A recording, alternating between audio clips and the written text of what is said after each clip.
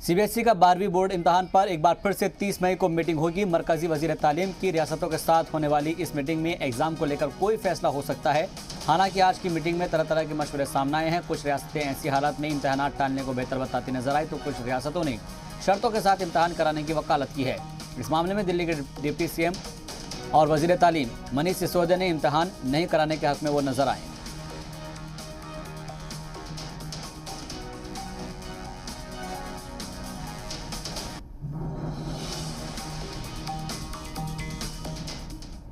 तीसरी वेव के बारे में कहा जा रहा है कि बच्चों से आ सकती है, बच्चों में ज्यादा आ सकती है।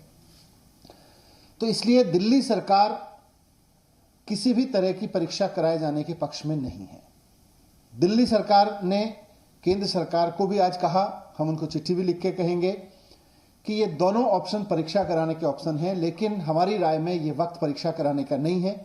ये वक्त है कि हम बच्चों को जिस तरह से हमने 10वीं में किया है, 2, 3 साल या 1 साल की अलग अलग परीक्षाएं जो अभी तक ली गई हैं, हिस्टोरिकल रेफरेंसेस के आधार पर बच्चे का मूल्यांकन करें और उसको 12वीं की परीक्षा में हम उत्तीर्ण करें, उसको पास करके आगे भेजें।